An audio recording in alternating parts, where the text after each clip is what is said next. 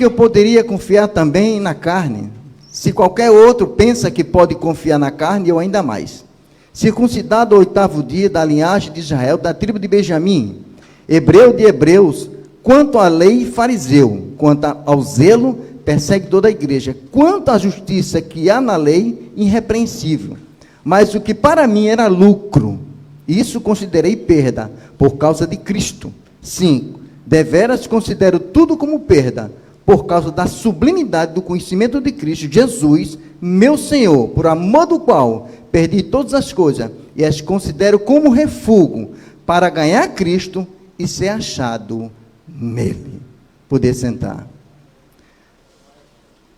Amado, que às vezes quando há duas formas de a gente ouvir a palavra do Senhor. Quando a gente escuta a palavra do Senhor e a gente está fazendo aquilo que a gente ouve, é alegria. Mas quando a gente escuta a palavra do Senhor e a gente não está conforme a palavra do Senhor, há um constrangimento, não é?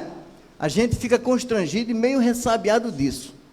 Então, o que eu vou falar aqui hoje não é apontando o dedo para vocês, não é acusando vocês, porque o papel do acusador de Satanás, eu não tenho nada a ver com ele, mas é trazer a consciência de vocês, algo que Deus colocou no meu coração e que falou profundamente comigo. Ele me consertou e ainda vem consertando, amém? Irmãos, a fé cristã é uma fé de relacionamento, não é uma fé de serviço.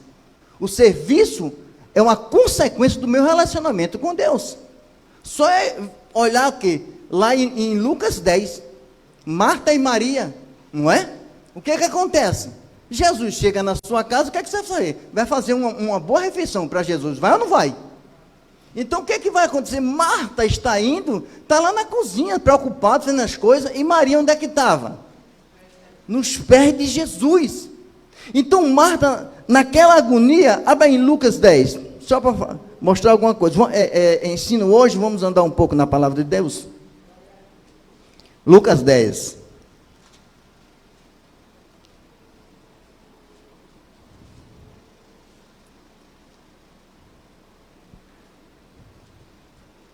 Lucas 10. Verso 38. Indo eles de caminho, entrou Jesus num povoado, e a certa mulher chamada Marta hospedou na sua casa. Tinha ela uma irmã chamada Maria, e essa quedava-se assentada aos pés do Senhor, a ouvir os ensinamentos. Marta agitava-se de um lado para outro, ocupada em muitos serviços.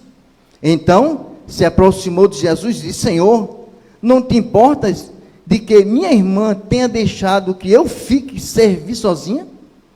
Ordene-lhe, pois, que venha ajudar-me.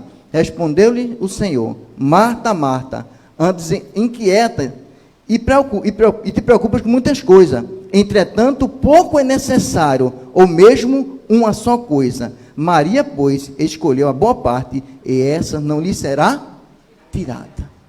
Irmãos, ela está preocupada, mas o que Jesus disse? Uma coisa só importa, e ela escolheu a minha parte. Onde é que ela estava? Ela estava sentada aos pés de Jesus. Irmão, algo que Deus colocou no meu coração, e que eu sempre falo no tom dessa igreja, grave isso no seu coração. Deus não se agrada de você pelo quanto você faz para Ele. Deus se agrada de você pelo quanto Ele consegue fazer na sua vida. E o que Ele quer fazer na sua vida é fazer você parecido com Cristo. É isso que importa. Não adianta você estar, não estou dizendo que você não deve trabalhar na igreja, mas adianta você estar servindo na igreja e você não está parecido com Jesus. Não adianta você estar no ativismo e na sua casa, a sua esposa, ou seu esposo, ou seus filhos, não vê Jesus em você. Porque, segundo Coríntios 3,18, qual é a principal tarefa do Espírito Santo? É transformar você na pessoa de Cristo. O resto é consequência. Não adianta eu estar ensinando bem, pregando bem, cantando bem, louvando bem, se as pessoas na minha casa, no meu trabalho, na minha faculdade, não vê Jesus em mim. Esse é o grande problema. Nós estamos num ativismo tão grande que perdemos muito tempo com ativismo e pouco tempo aos pés de Jesus. Precisamos gastar tempo com o Senhor. Às vezes eu pergunto lá na igreja: quanto tempo você passou com a Bíblia? Quanto tempo? Há uma pergunta que eu faço. Às vezes nem abre, só abre no domingo quando vem à igreja. Mas como é que eu vou servir um Deus que eu não conheço?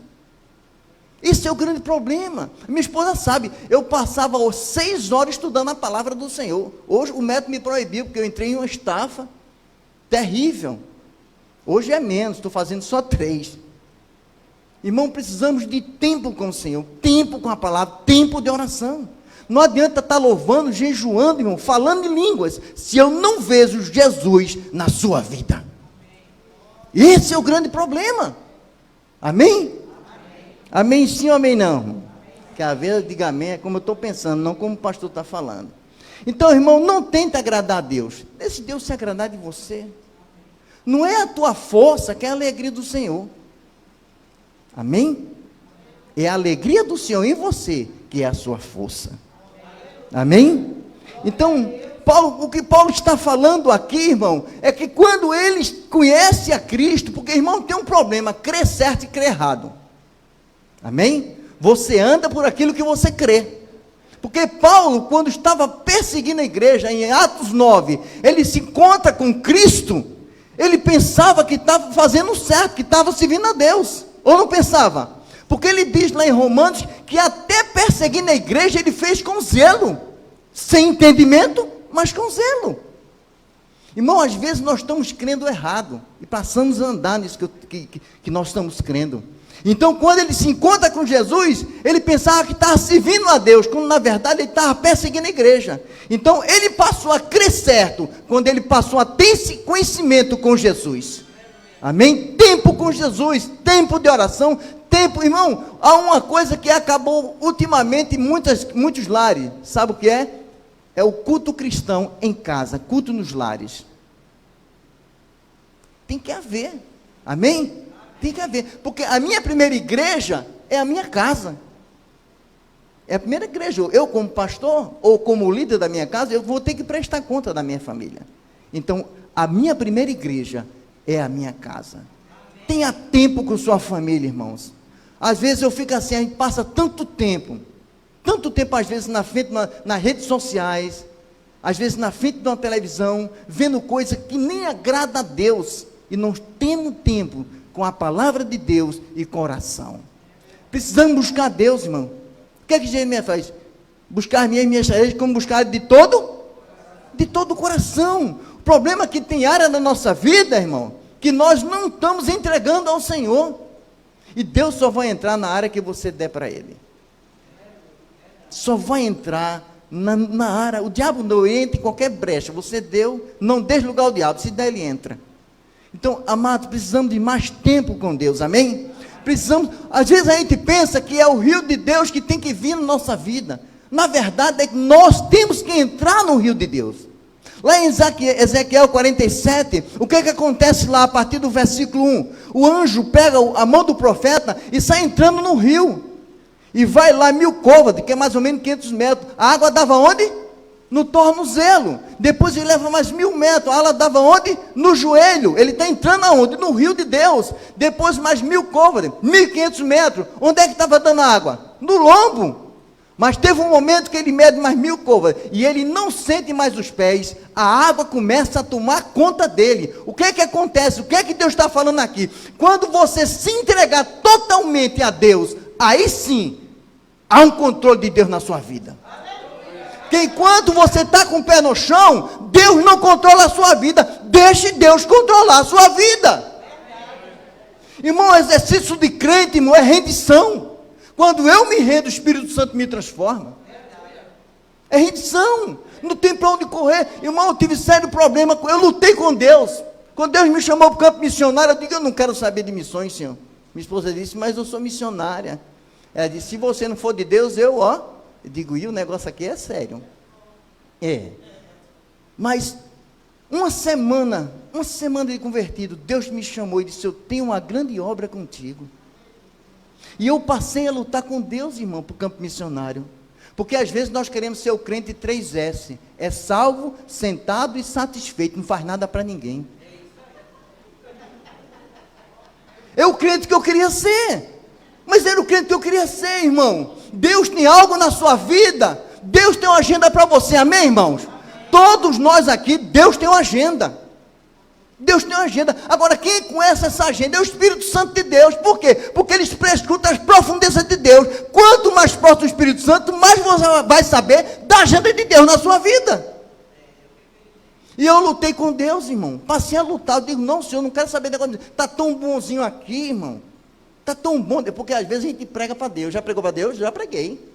Ensinando a Deus, pela Bíblia. Aí Deus disse, tome. Irmãos, o problema da gente é que nós queremos ir além daquilo que está escrito. Temos que andar na palavra de Deus, irmãos. Andar na palavra. Não adianta eu estar dentro da igreja, trabalhando na igreja, ou estar em campo missionário, se as pessoas não veem Cristo em mim. Não adianta. Irmão, o culto começa, irmão, não é agora não, de 7h30 não, o culto começa quando eu me levanto. Como eu trato a minha esposa, como eu trato meu filho, como você trata o esposo, como você trata o empregado, como você está na faculdade, no seu trabalho. Esse é o culto. O ser humano é sede de adoração. Todo ato que eu pratico é um ato de adoração. Ou Deus recebe, ou outro recebe. Quem está entendendo, diga amém. Mesmo não gostando. É ato de adoração. Não adianta, irmão. Às vezes no trânsito, minha esposa reclamou comigo hoje. Eu na minha, o cara tacou o carro na minha frente. Um carro de 300 mil. Se eu bato, uma Discovery daquela. E eu entrar dela, disse, parem. Aí eu parei. Porque, irmão, você, no trânsito, você tem que dizer, orar, Senhor, me faz ser crente. Quem dirige sabe o que é isso. Senhor, tem misericórdia, porque o negócio é violento. E até nisso, irmão, as pessoas têm que ver Cristo na gente. Eu tinha um pastor na África, o pastor Bill Mercer. Aquele homem me constrangia, irmão, perto dele. É ou não é, minha filha? Era um homem santo. 24 horas santo. Uma vez eu estava irritado, que a gente ensinava no seminário, na escola bíblica, acontecia um negócio, eu já começava com ele, aí ele fez, Sérgio, tenha calma, vamos orar. Aí já me dava uma cipuada, eu digo, é mesmo, pastor, vamos orar. E depois eu fiquei só caladinho. Irmão, sabe qual é o problema do crente? A gente fala demais. A gente murmura demais. E às vezes a gente está com o pecado da maledicência. Às vezes na mesa da casa da gente, na hora do comer, que é um lugar santo, a gente está na língua da gente, falando mal do irmão. Falando mal das lideranças. Eu tenho um estudo sobre o pecado da maledicência. E quem vive nesse pecado não vai herdar o reino de Deus. Me constrangeu. Tome cuidado com a sua língua. Vá orar, como o pastor disse, Bill, vá orar. Pare de falar e vá orar. Irmão, as pessoas têm que ver Cristo na gente, amém? Agora, irmão, tem muitas vezes que nós buscamos a Deus por aquilo que Ele faz, não pelo que Ele é. Tem uma geração, irmão, a geração de Eli. A geração de Eli com a geração de Davi. O que aconteceu à geração de Eli? Vocês sabem que 2 filhos de Eli, Ofni e Ofinias, ele foi para uma luta e perdeu. Alguns hebreus morreram naquela luta. Ele vai lá na tenda, pega a arca e leva a arca do Senhor para a guerra. O que acontece? Os filisteus tomam a arca e levam para o templo de Dagom. Eles estavam pensando que a arca, como amuleto, ia dar vitória a eles. O que dá vitória a você é você andar na palavra do Senhor. Andar na palavra. O problema é que temos dificuldade de andar na palavra do Senhor. Há momento, irmão, que você sai da palavra do Senhor e você pensa que está andando nela, mas não está. E essa geração, irmão, Eli foi um homem, foi um sacerdote, irmão. O problema é que ele não cuidou dos filhos dele. A geração dele foi cortada. Não houve uma geração. Sabe o que Deus disse? Ou vocês não vão ter velho na família ali, e vão morrer novos. Por quê? Porque ele negligenciou na família. Família é coisa séria, irmão. Eu tenho preocupação com meus filhos, irmão. A minha neta, eu já estou orando para o esposo dela. Tu tem orado pelos teus filhos? Orar pelos meus filhos. Eu oro pela minha neta. A minha neta, quando ela nasceu, eu apresentei ela como missionária. Eu tenho preocupação com minha neta. Não é só com meus filhos, não. Eu me preocupo com meus filhos. São crentes, meus filhos, em nome de Jesus Cristo. Irmão, escute, o cordeiro, irmão, a salvação é individual, mas o cordeiro é para a família. O cordeiro é para a sua família. Deus tem plano na sua família. Eu não sei onde está seu filho, eu não sei como é que está o seu casamento, mas Deus tem um plano para você. É família. O que é que o diabo quer destruir, irmão? A espinha dorsal, que é o que? O casamento. Quando eu destruo o casamento, eu destruo a família. Quando eu destruo a família, eu tenho um problema onde? Na igreja. Da igreja para a sociedade, da sociedade para o mundo. Agora, onde começa isso? No cabeça, que é o homem. Que a responsabilidade é o homem. E às vezes a gente quer botar na mulher. Segura aí, irmão. É sério? A fé é patriarca. É o homem. O que foi que Deus disse? Qual era a missão de Abraão? Ninguém sabe. A gente sabe o que foi de Moisés, a de Davi, a de Noé. Mas qual era a missão de Abraão? É que eles ordenassem aos filhos a palavra de Deus, e os filhos aos netos, e de geração em geração. Para quê? Para que a promessa de Gênesis 12 se cumprisse na sua geração. O problema é que nós estamos preocupados, irmão, com a gente, mas cadê a nossa geração? Nossa geração. Eu olho já para a esposa desse, já estou orando. É oração antecipada, irmão. Tem que orar. Quanto tempo você se ajoelha pela sua família? Quando foi que você jejuou pela sua família? Amém? Quem está entendendo? Diga amém. Então, essa geração dele, ele negligenciou com sua família e veio problema para a sua geração, não para os filhos morreram. E quando ele soube, ele morreu. Temos que nos preocupar com a nossa geração. Mas qual é a geração de Davi, irmão? Quando Davi recupera a arca, a cada 6 passos ele sacrificava. Andava 6 passos, sacrificava a Deus. Esse é o amor que ele tinha por Deus. Temos que amar a Deus acima de qualquer coisa. Qualquer coisa, irmão, Deus tem que ser em primeiro lugar. É que Paulo está dizendo, aquilo que eu pensava que era lucro, a linhagem, que eu era que fariseu. Tudo, irmão, fariseu era uma seita mais rigorosa naquele tempo. Eles andavam ali, mas certo momento, as coisas exteriores, irmão, maculou algo no coração deles. Às vezes nós estamos muito preocupados com o exterior, com a nossa performance.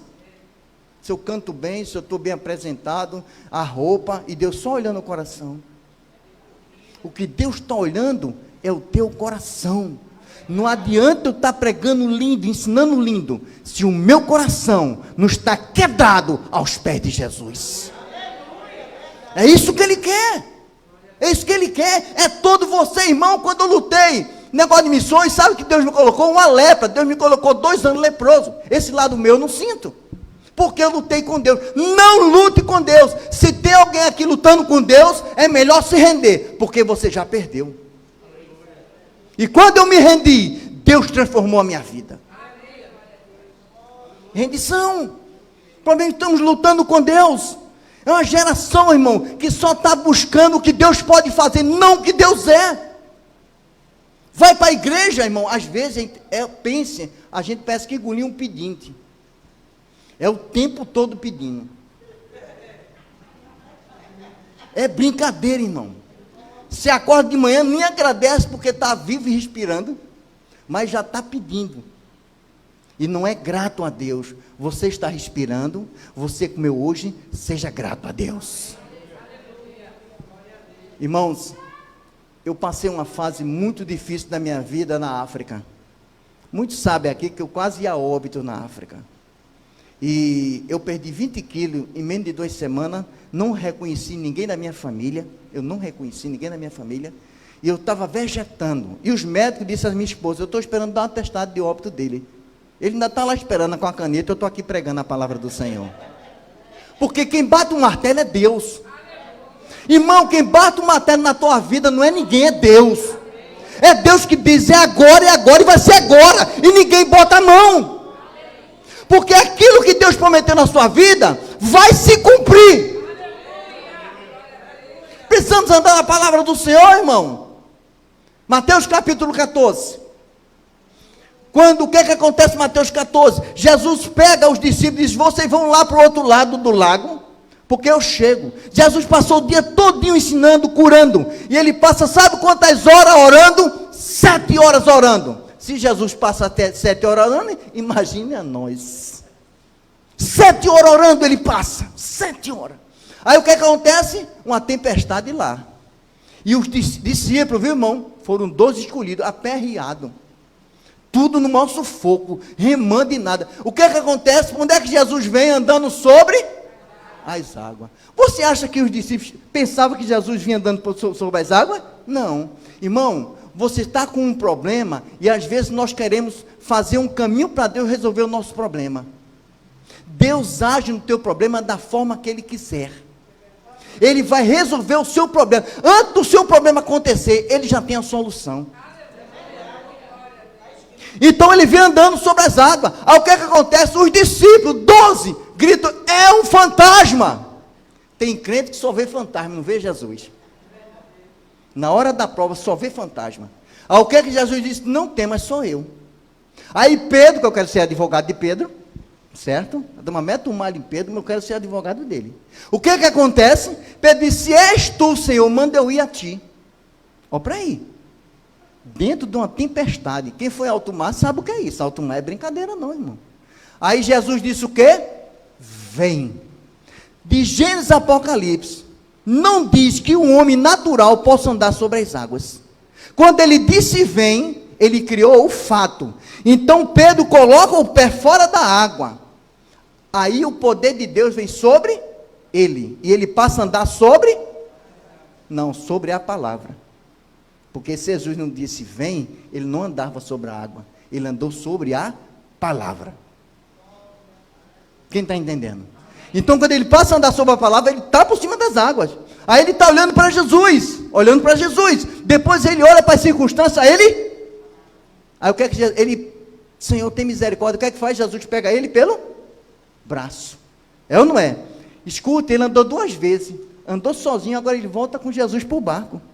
E Jesus bota ele no barco. Irmão, deixa eu dizer uma coisa. Até na tua incredulidade, Deus vai agir. Porque Deus tem uma agenda na tua vida. Aí quando Pedro faz isso, sabe o que acontece quando Pedro faz isso? Abra aí em Romanos capítulo 12. Eu vou dizer o que aconteceu com Pedro em Romanos capítulo 12.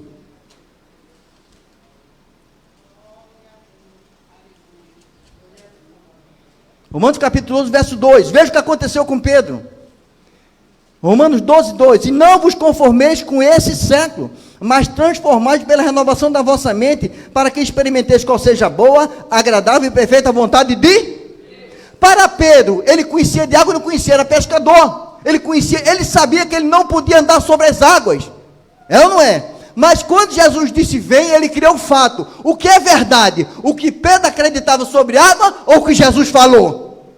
O que Jesus falou. Então quando ele renovou a sua mente, ele experimentou a boa, agradável e perfeita vontade de Deus. Ele experimentou, ele não teve mais conhecimento, ele não teve mais dado, ele experimentou. Eu só vou experimentar a boa e agradável, perfeita vontade de Deus, se eu andar sobre a palavra. Precisamos andar sobre a palavra do Senhor. Às vezes nós temos medo, irmãos. Temos medo. A gente tem medo de amar. Deixa eu dizer uma coisa. Amar, irmão, não é sentimento. O amor produz um sentimento. Amar é mandamento. Mateus 22. Amar é escolha. Amar é compromisso. Você tem que amar. Amém, irmãos? Qual é o mandamento que está lá em Efésios 5? Que vossos maridos amai a vossas mulheres como Cristo amou a... Como foi que Cristo amou a igreja? Até a morte de... Olha que responsabilidade. Você tem que amar como Cristo amou a igreja. Se você não amar sua esposa como Cristo amou a igreja, você está pecando. Cadê o glória a Deus e amém? Só as mulheres deu glória a Deus. Só as mulheres. Irmão, mas também o que é que ele diz? As mulheres serem submissas a seus maridos, como a igreja submissa a Cristo. E aí ele vem para os filhos, que os filhos devem honrar os seus pais, para que os seus dias se Prolongue. Irmão, isso é um modelo. Se esse modelo está na nossa casa, amém. Se não está, ela se torna disfuncional. Já pensou minha esposa de manhã? A gente se acorda, minha esposa, eu disse, filha, eu te amo. Aí ela vem com um riso, né? Aí eu digo, o que é que eu posso fazer? A palavra manda eu amar mesmo? É uma obrigação minha? Já pensou o choque que ele ia tomar? Você tem que amar. Amar é comportamento. É como eu me comporto diante das pessoas. Não é só de lábios, é de ação. Amém? Então, vivemos uma geração assim. A geração de Moisés e de Jacó. Irmão, a geração de Moisés, o que aconteceu? O povo, Moisés sobe, está no Monte Sinai, recebendo os 10 mandamentos. O povo está embaixo fazendo o quê? Bezerro de ouro. Fazendo bezerro. Aí Moisés desce, fica irritado, quebra as tábuas do mandamento. Deus também se irrita. O que é que Deus diz? Moisés, eu não vou com esse povo. Eu vou mandar um anjo na frente resolvendo o problema. Irmão, se fosse um da gente, diz, Senhor, se tu vai mandar um anjo para resolver os problemas, pode ficar, eu vou. Mas o que é que Moisés diz? Senhor, se tu não fores, não nos deixa sair daqui. Porque o que para Moisés importava era a presença. Mas para muito crente, pode mandar o anjo, Senhor. Se para resolver as broncas, fica aí que eu vou me embora. Amém, irmão? Tem crente assim, só precisa do anjo e não da presença de Deus. Tem crente que só quer que Deus resolva o seu problema, mas não quer ter comunhão com Deus.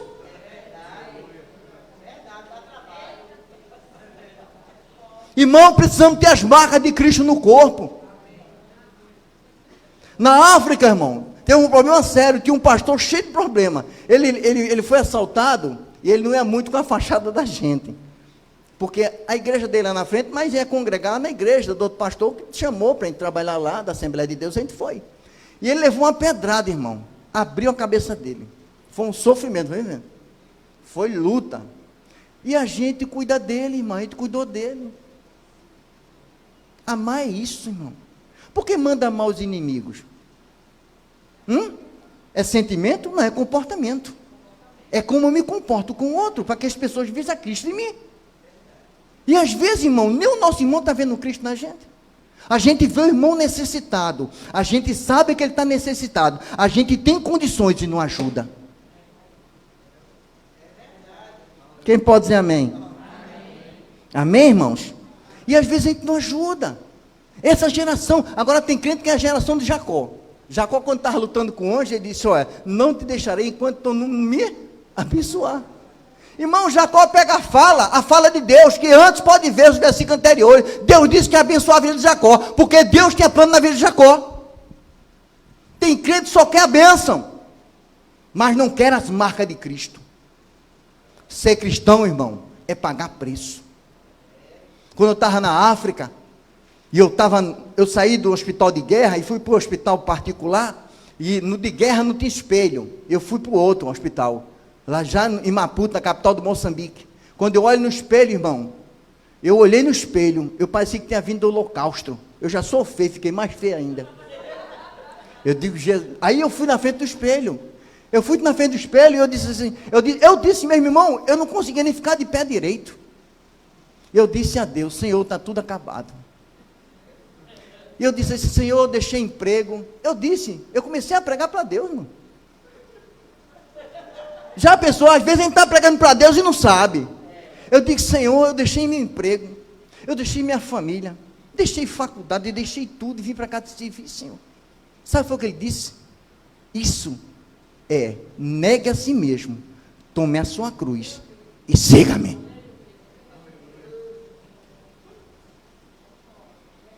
Amado, quando diz nega a si mesmo, você não, irmão, você morreu. Eu estou morto, o que é que Paulo diz? Eu morri, Cristo vive?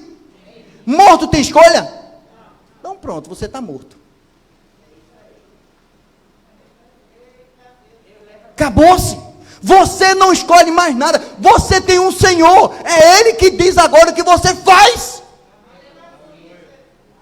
E o que foi que ele disse a mim? Irmão, quando aquele povo sabia, nega assim mesmo e toma a sua cruz. Quando ele pegava aquela cruz e estava andando para o lugar da crucificação, todos sabiam, ele está morto. porque ia ser crucificado. Pegar a cruz é estar morto. Por isso que ele diz, faça as contas, porque vai ser pedreiro o caminho. Crente 3S, irmão, não vai ter intimidade com Deus. Deus só trabalha com aqueles que andam na palavra do Senhor, mesmo que venha pagar o preço. Irmão, Deus tem uma agenda. O que Deus tem para você está preparado. Sabia disso? Irmão, quando eu saio daqui e vou para a África, aí meu pai disse, meu pai é todo certinho, meu pai, tudo certinho. Ele disse, meu filho, você é doido. Eu digo, Deus trabalha com doido. Ele trabalha com os doidos, não é normal não, é com os anormais. Aí ele disse, você está doido, você vai deixar aqui seus filhos, você vai matar seus filhos de fome. Aonde você vai morar? Eu digo, não sei, pai.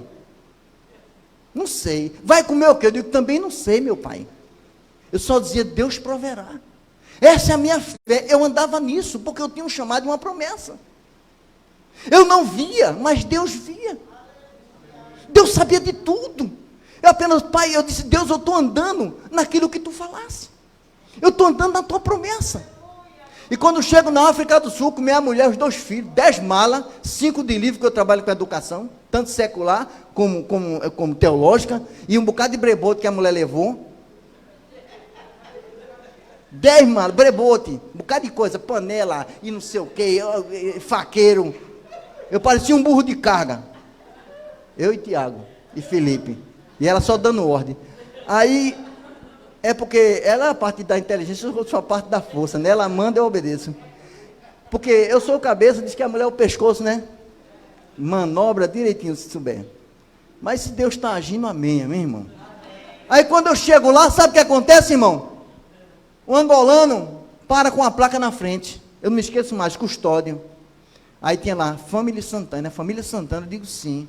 Ele fez, eu vim buscar vocês. Eu não pego uma mala, coloco as malas dentro, a gente sai num carro, andando, a gente entra num projeto, um enorme projeto, a Jesus Alive, quer dizer, Jesus está vivo em inglês, na África do Sul, Johannesburg, uma das maiores ONGs da África, do continente africano. E quando eu chego, ele para o carro, ele disse, Sérgio, Dina, aqui está a sua casa, toda mobiliada. Escuta o que eu vou dizer, o que Deus tem para você já está preparado. Só está esperando sua obediência. Está lembrado? Lá em João capítulo 20, quando Jesus vai, já ressurreto, vai à busca dos discípulos, Pedro já tinha desviado o povo todo, já estava tudo pescando de novo. Pense no homem não cego. O povo já estava tudo pescando, voltou a fazer o que eles faziam. Aí Jesus chega, Jesus é, oh meu Deus, ele tem que amar Jesus. Jesus chega, filhinhos, ó pai, desobediência, filhinhos. Pegou alguma coisa e disse, não senhor, não pegamos nada. Aí ele fez, joga essa rede aí. Aí quando joga, vai pegando peixe. Aí quando Pedro, que era o nó cego, o outro disse, só é Jesus. O que é que ele estava? Ele estava nu. Ele mergulhou dentro d'água. É o Senhor e ressurreto. Aí quando ele sai, o que é que acontece? Jesus já estava lá, na praia, com pão e com peixe assado. O que Deus tem para você já está preparado. Escute, receba isso, o que Deus tem para você já está preparado, esperando a sua obediência. É isso que Deus tem. Deus está querendo mais comunhão comigo e com você. Temos que parar dessa performance de religiosidade. E às vezes está dentro da igreja, mas não está. Cristo não move-se em você. Não move-se. Não adianta estar cantando, pregando, dizimando, ofertando, jejuando, lendo Bíblia, se Cristo não está em você. Quem pode dizer amém? Amém. Irmãos, existe uma coisa, ainda estou com 15 minutos, chamado princípio e modelo. Modelo é a forma de praticar os princípios. Se nós, com o modelo, quebramos o princípio, entramos em rota de colisão com Deus. Eu vejo muitas igrejas aí, irmão, estão quebrando os princípios por causa do modelo. Porque quer fazer muitas coisas que está fora da palavra de Deus. E o povo sem conhecimento segue. Irmãos, deixa eu dizer uma coisa. Não quer dizer que Deus esteja operando, que Deus esteja aprovando conduta. Onde foi o lugar onde Deus mais operou? No deserto? Era maná caindo do céu, água saindo da rocha, nuvem. Não era nuvem de manhã? Coluna de fogo à noite? A nuvem era para proteger do sol, porque deserto é quente. E a coluna de fogo à noite é para proteger das serpentes, do escorpião. Deus estava protegendo o povo. Não era ou não era? Agora eu lhe pergunto, Deus estava aprovando a conduta daquele povo? Não quer dizer que Deus esteja operando, que Deus esteja aprovando a sua conduta.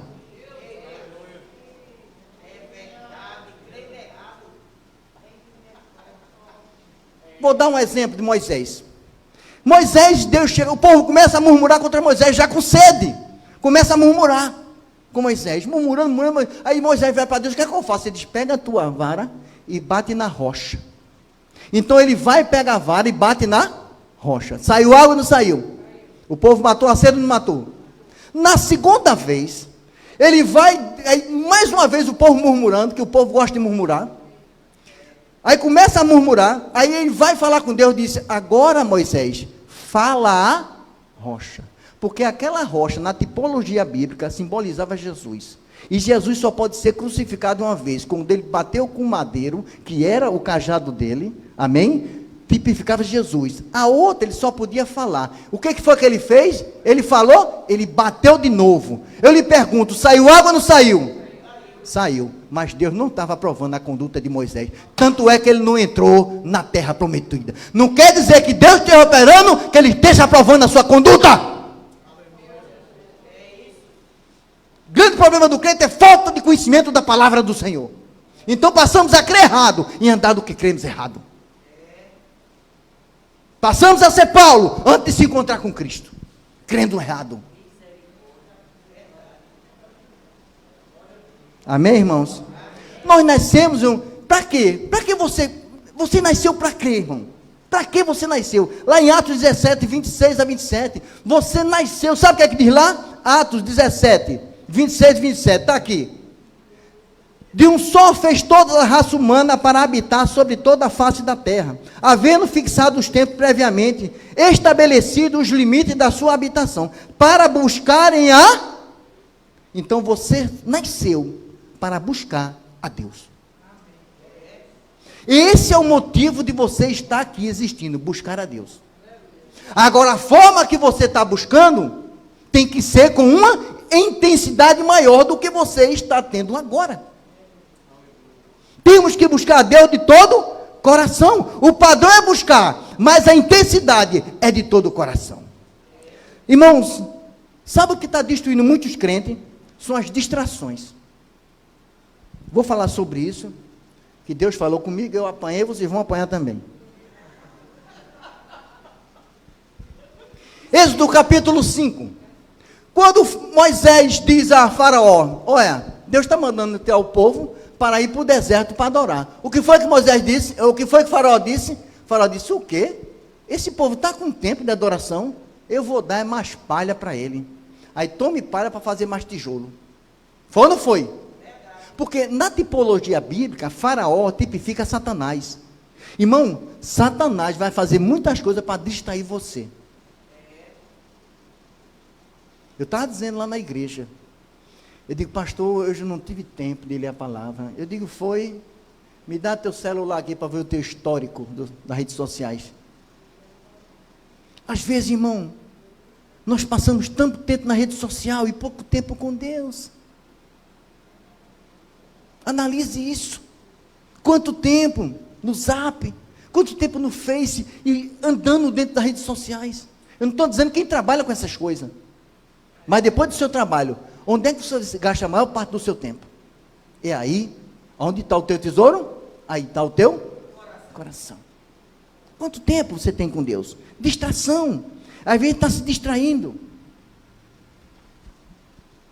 Lá em Lucas 14, irmão, há um chamado do Senhor para a ceia. Eu não vou nem ler. Há um chamado. Lucas 14, de 15 a 24. O Senhor manda chamar as pessoas para a ceia. Aí começa 3 pessoas dando desculpa. Um diz assim, comprei um campo. Não posso ir. Irmão, comprei uma propriedade. É bênção ou não é? É bênção, irmão. Comprei um campo. Pode ser até o quê? Resposta de oração. Agora, quando esse campo passa a tomar o lugar de Deus, aí é pecado. Porque Deus não é primeiro lugar.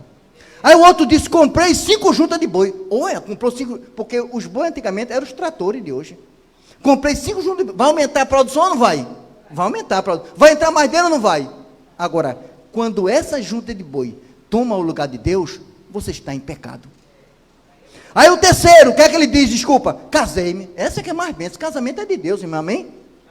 O problema é que as pessoas estão escolhendo pessoa errada. Aí que o problema é seu, escolheu errado. Escolha certa. Eu fiz um bom negócio, graças a Deus. Escolher errado é problema, irmão. Não é? Aí diz, pastor, é um violão. Não é? O outro diz, é bem saradinho. Irmão, isso passa. Quem diz que eu tenho o abdômen tanquinho? Olha aí agora. Isso passa, irmão. O que permanece é o caráter do Cristo. A beleza vai passando, irmão. É bíblico. Vai passando. Quem disse que eu era bonito? É o estado de hoje. Passa, irmãos. Passa. Aí ele diz, casei-me. É bênção ou não é o casamento? Foi Deus que instituiu. Mas quando o casamento toma o lugar de Deus, você está em pecado. Porque Deus tem que ser primeiro lugar. Tem gente honrando mais filho do que a Deus. Tem gente honrando mais a esposa do que a Deus.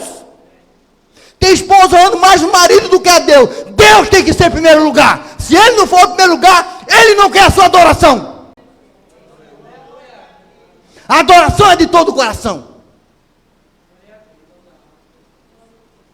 Amém, irmãos?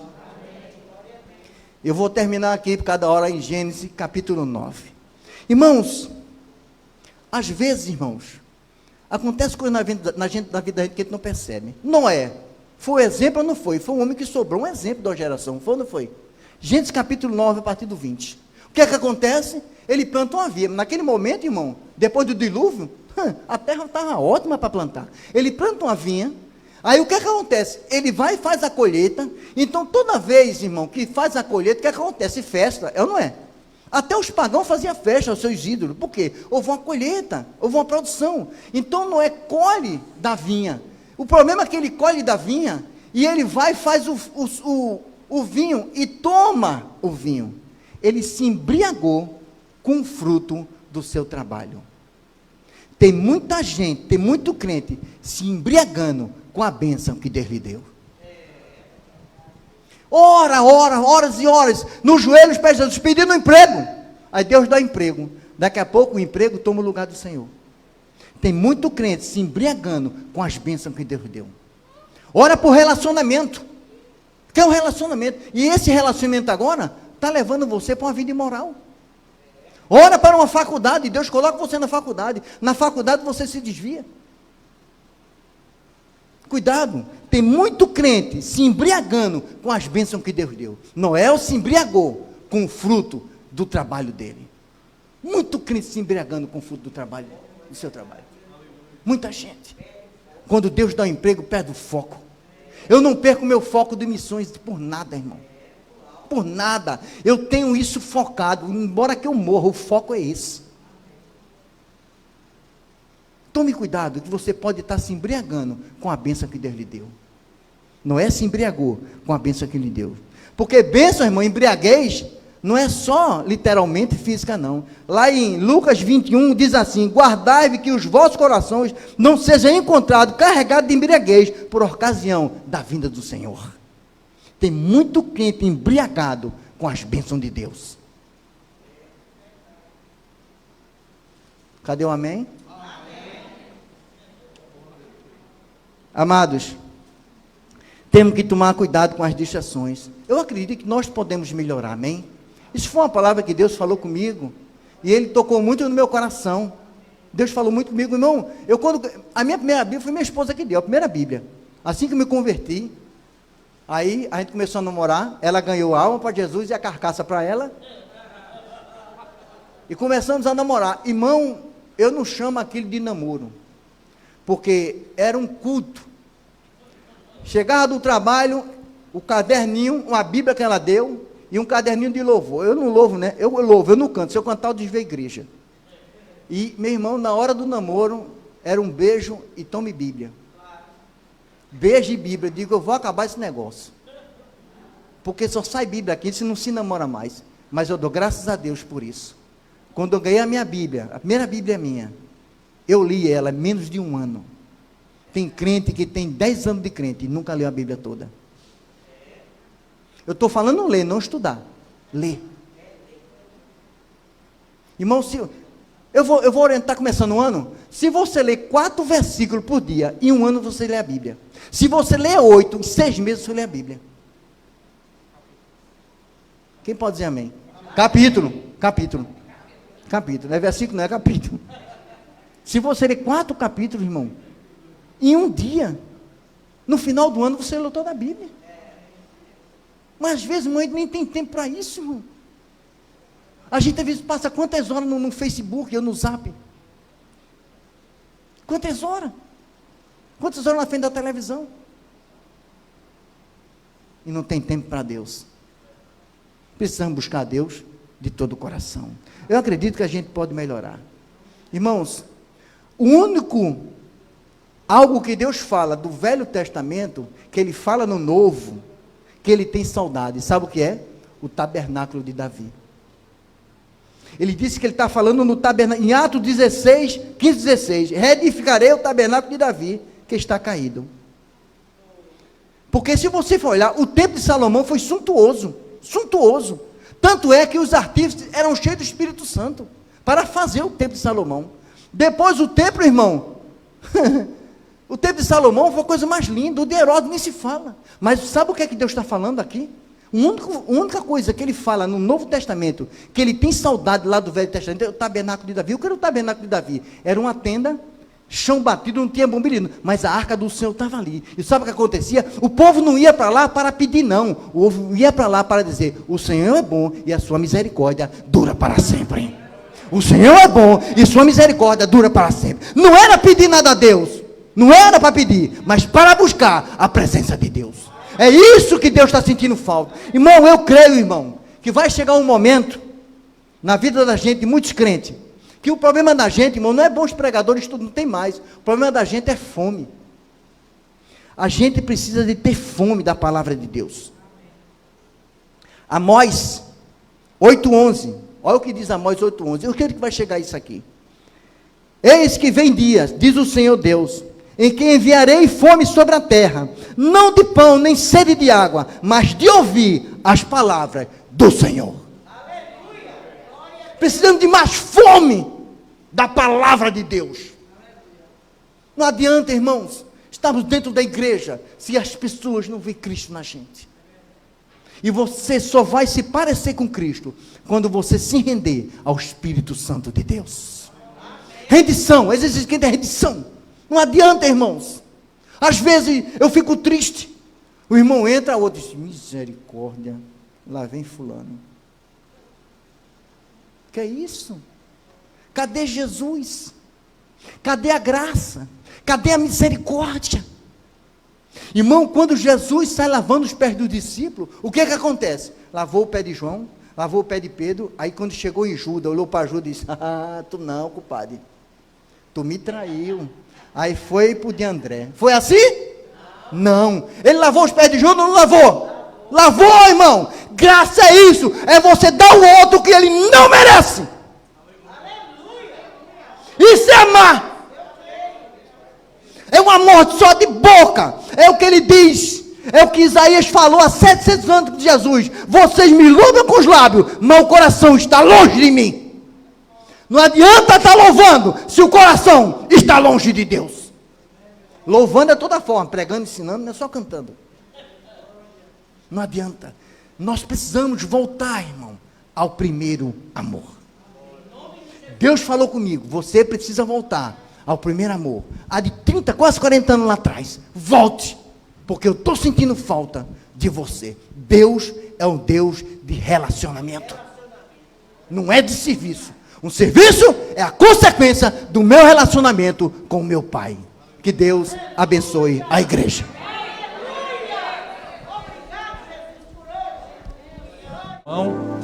Que o amor de Deus, o nosso Pai amado, a graça salvadora de Jesus, seu Filho, a comunhão e as doces consolações do Espírito Santo sejam conosco hoje e para todo sempre. A igreja diz amém. Saúde seu irmão com a paz do Senhor.